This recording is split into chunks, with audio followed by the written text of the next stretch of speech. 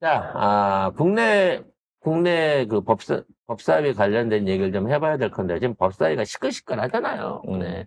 나경원이 막 개기다가, 박은정 의원한테 개꼬랑지 내리고 깨갱하고 있고, 이제 때로 뭉쳐갖고 어떻게, 해보려다가 간사도 지금, 안 시켜준다 그래가지고, 지금 간사 임명도 못 받고 있는 상태에서, 간사 없는 상태로 법사위가 진행 중이고, 그러다 보니까 나경원이가 자기 간사 안 시켜준다고 또 추미애 의장을 또 고발을 했어요. 윤리위에다가 끝까지 한번 해보겠다는 거지. 초선은 가만히 있어로 지도 윤리 제소됐습니다. 네, 그래서 저도 사과를 안 하면서 간사 안 시켜줬다고 임명 안 해준다고 현재 고발을 해놓고 깽판을 치고 있는 상황인데 이 상황에서 더 센 특검법이 법사위를 통과를 했습니다. 네. 자, 3대 특검법 개정안이 법사위를 통과했는데요.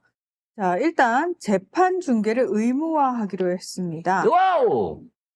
네, 아우, 제발요. 아니, 근데 이거 중계를 해도 본인이 안 나오면 주인공 없는 재판을 봐야 되는 거 아니, 아니에요? 뭐, 근데 지기현이가 어. 무슨 짓거리를 하는지는 우리가 봐야 되겠다는 거죠. 사형 당하는 순간은 이제 전 국민이 영상으로 볼 수 있다는 거죠. 네. 사형 구형난. 사형을 엄도한다. 내란 특검 선고한다. 재판 1심은 의무적으로 녹화 중계하고요. 나머지 재판은 중계 신청 시 법원이 특별한 사정이 없으면 중계를 하는 걸로 했습니다. 자, 그리고 수사 기간을 기존보다 30일 추가 연장 가능하게 했고요. 그러니까 60일까지 네. 연장할 수 있도록 특검이 요청하면 하기로 했습니다.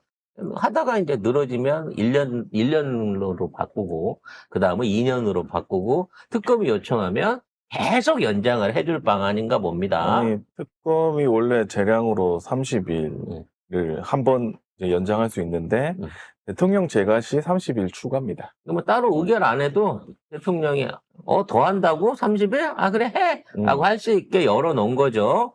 그러면 지금 열려있는 특검들이 최장 180일인데 210일까지 일단은 늘려놓은 상황이라고 봐야 될 것 같습니다. 네.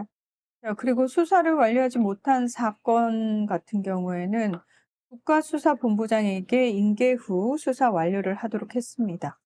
그러니까 예를 들어 수사를 하다가 미진에서 다 못 끝낸 부분이 있더라도 일단 재판은 해야 되니까 계속 수사만 할 수 없으니까 재판을 진행하는 가운데 사법경찰관이 나서갖고 검찰이 아니에요.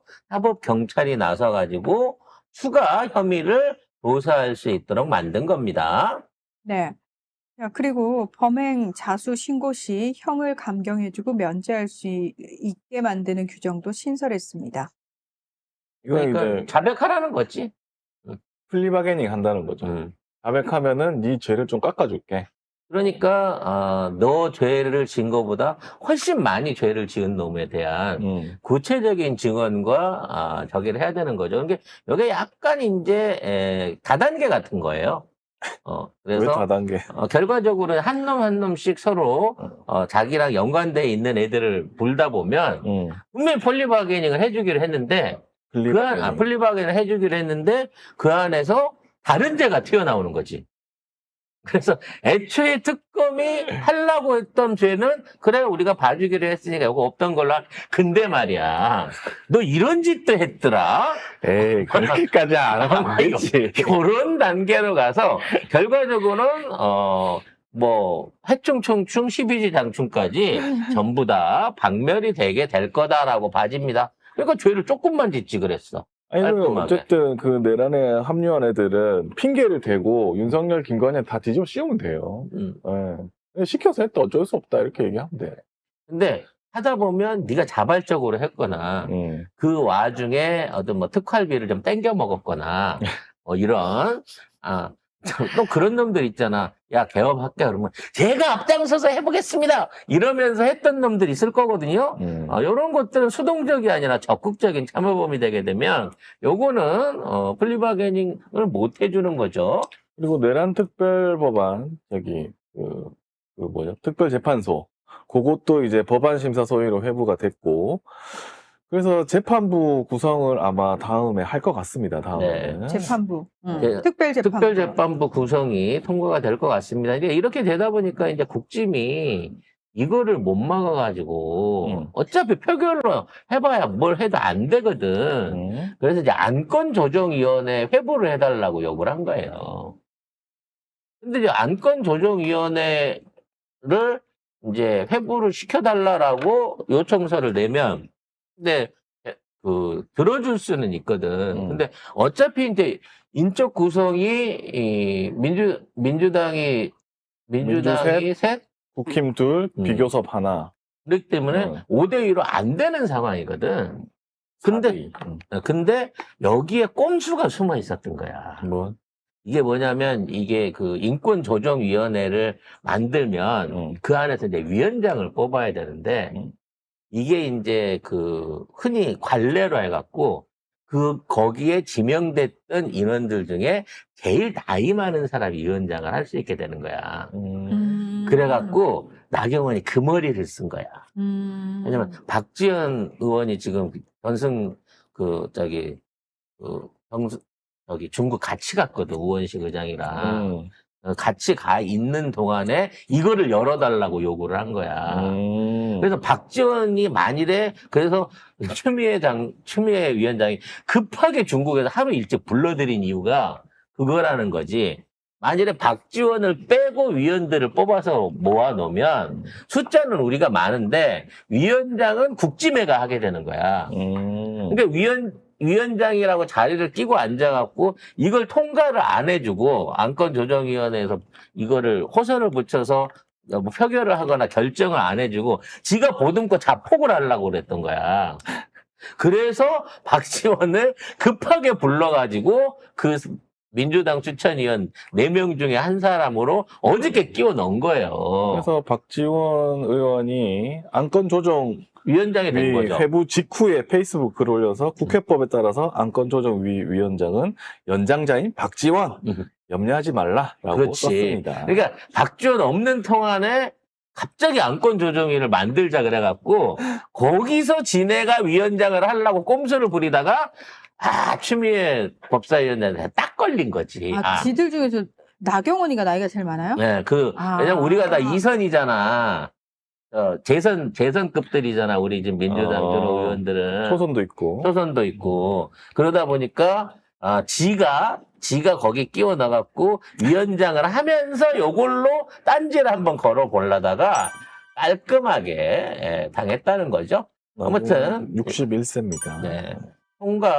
통과가 확실하게 됐기 때문에 이제 본회의에서 심의만 하면 되고요. 이제 이걸로 어떻게 해볼 꼼수는 더 이상 내질 못할 것 같아요. 자, 실무정 관련해서 그 특활비 쓴 거는 이제 어저께 우리가 말씀을 드렸는데, 내역 공개 판결을 이제 요청을 했는 모양이에요. 그래서 법무부 장관이 이제 내역 공개 관련된 거 항소 안 한다. 왜냐면 그동안 계속 해갖고 이거에 대해서 공개를 하라는 대부분 판정이 나왔는데도 불구하고 거기에 불복하고 다른 건을 걸어가지고 계속 저기를 하고 있었거든요. 이 소송을 진행을 하고 있었거든요. 근데 안 하겠다. 영수증 있는지 없는지 한번 털어보겠다라고 법무부 장관이 결정을 했기 때문에 이제 영수증을 내놔야 되는 상황입니다. 네. 자, 지난달 21일 서울행정법원은 2023년 6월 이후 검찰이 집행한 특수활동비도 공개 대상이라고 판결을 했습니다.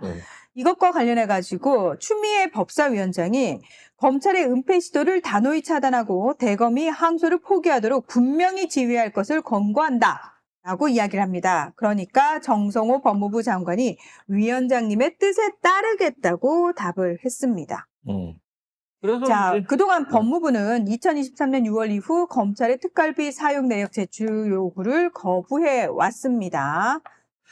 그러니까 이게 국민 알 권리로 당연히 까야 되는 건데 지금도 9월 이후 들어가면 이제 내년도 특활비를 검사를 해야 되잖아요. 네. 근데 지금도 영수증을 안 내놓고 공란으로 이렇게 특활비 썼습니다라고 이 지출 목록만 계속 내놓는다는 거예요. 뭐 하는 거야 도대체? 그러니까 그런 지출 목록들이 진짜로 검사들한테 어떤 형태로든지 쥐어졌다라고 하는 것만 확실히 확인이 돼도 여기 지검장한테 얼마 주고 요 검사한테 얼마 주고 이런 식으로 나갔다는 것만 확인이 되더라도 그 다음번에 현금으로 나간 거니까 그 다음번 부분까지는 안 물으려고 그랬어.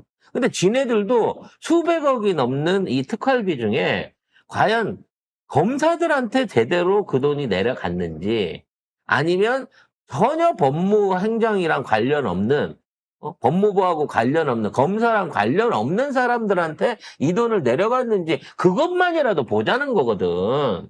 근데 이마저도 제출을 안 하려고 한다고 치면 내가 보기에는 그냥 막 꺼내갖고 아무나 막 갖다 쓴 거야. 건진도 주고 그러니까. 국정원에도 빌려주고 빌린 돈 갚기도 하고 성렬이 고기 사주고 술 사주는 돈도 그걸로 다 내고 이런 짓거리를 몇 년 동안을 계속 해온 게 아니냐라는 생각이 듭니다.